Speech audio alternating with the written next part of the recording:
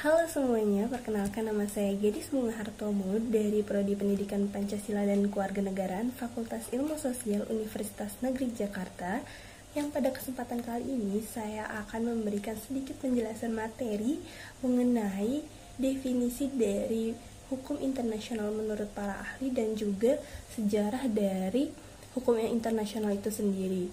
Oleh karena itu, mari kita simak pembahasan materi kita pada hari ini. Selanjutnya kita masuk pada pembahasan yang pertama mengenai definisi dari hukum internasional menurut para ahli. Yang pertama adalah menurut Aymeric de Waddell dan Hawkworth, yang dimana beliau mendefinisikan bahwa hukum internasional adalah sebuah ilmu pengetahuan yang dimana di dalamnya terdapat hak-hak dan juga kewajiban-kewajiban antara bangsa ataupun negara yang saling bertalian satu sama lain.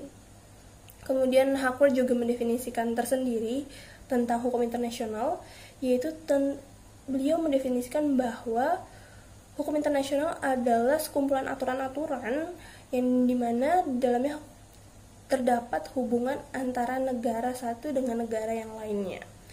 Kemudian Browley juga mendefinisikan dari hukum internasional adalah sekumpulan aturan-aturan dan prinsip dari sebuah tindakan. Yang kemudian terakhir adalah dari Charles Cheney Hyde. Yang ini sedikit lebih lengkap, yaitu bahwa hukum internasional adalah kumpulan hukum yang terdiri atas prinsip-prinsip dan aturan-aturan perilaku terhadap negara-negara yang merasa dirinya itu terikat. Nah, dari berbagai definisi hukum internasional menurut para ahli, maka dapat disimpulkan bahwa hukum internasional ini dapat diartikan sebagai aturan-aturan antara negara-negara ataupun antar bangsa.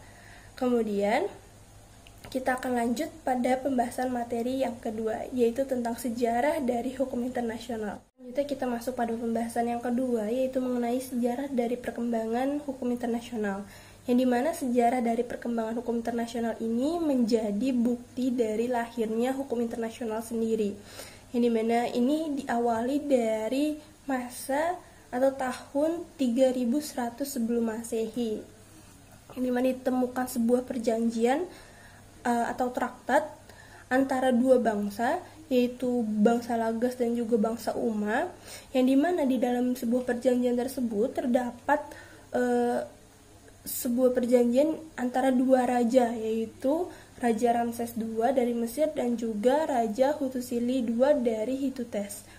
Yang kemudian dilanjut lagi nih di masa India kuno, yang dimana di masa ini terdapat kaidah-kaidah atau lembaga-lembaga hukum yang mengatur tentang hubungan antara kasta, suku, dan juga raja-raja.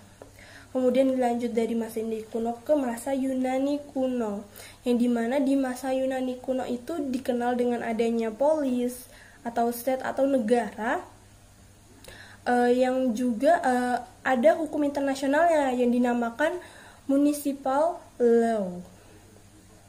Yang mana municipal law itu tersendiri terdiri dari aturan-aturan atau kebiasaan-kebiasaan dari masyarakatnya yang sudah menjadi sebuah hukum. Misalnya adalah sifat tidak dapat diganggu-gugatnya pesuruh-pesuruh dalam medan perang dan keharusan pernyataan perang sebelum melakukan perang, dan juga adanya perbudakan.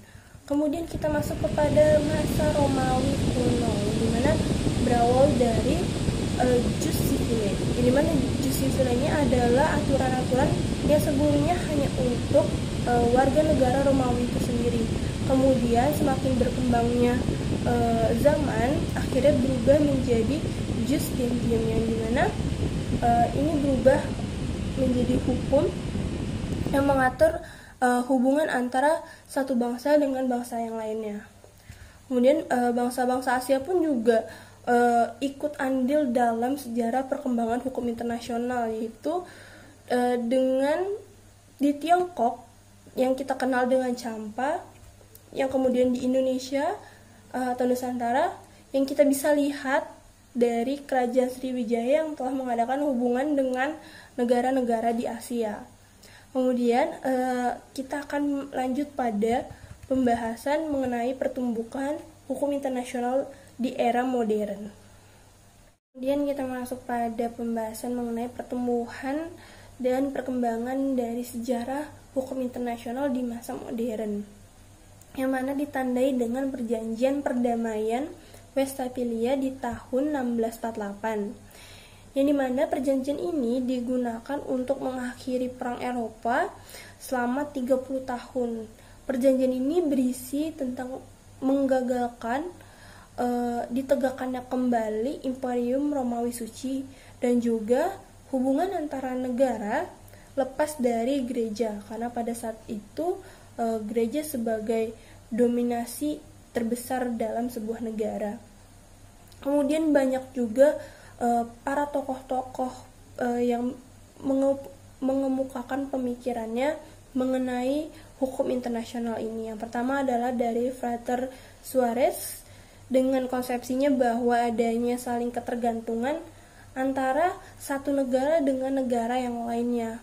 Kemudian ada dari Frater de Vitoria dengan pemikirannya bahwa negara-negara di dalam tingkah lakunya tidak dapat bertindak semena-mena atau seenak hatinya saja.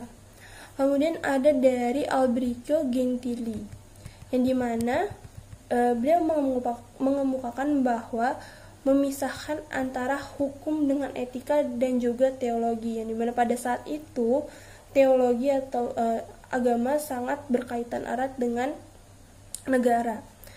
Kemudian ada dari Grotius atau Hugo de Groot, yang dimana beliau mengemukakan bahwa hukum itu sendiri yang harus memiliki sifat yang universal atau menyeluruh dan juga dapat diterima oleh siapapun, terlepas dari itu pandangan etis atau dari segi agama. Kemudian dari Cornelius van Beekhurst, yang dimana hukum adat atau hukum kebiasaan sebagai sumber terpenting dari hukum internasional. Kemudian sejarah perkembangan dari hukum internasional ini masuk pada akhir dari abad 19 dan awal abad 20, yang dimana pada masa ini ditandai dengan banyak sekali berbagai konferensi internasional. Yang pertama adalah konferensi perdamaian atau Peace Conference di tahun 1899 di Den Haag, Belanda. Kemudian ada juga konferensi perdamaian 2 di tahun 1907 yang lagi-lagi di Den Haag, Belanda. Kemudian terbentuknya Liga Bangsa-Bangsa. Ada juga konferensi Paris, konferensi kodifikasi hukum internasional di tahun 1930, dan yang terakhir adalah pembentukan Perserikatan Bangsa-Bangsa. Baik, sekiranya itu saja yang dapat saya sampaikan. Semoga penjelasan materi saya pada kesempatan kali ini dapat bermanfaat bagi kita semua. Kurang lebihnya mohon maaf. Sampai jumpa di video selanjutnya.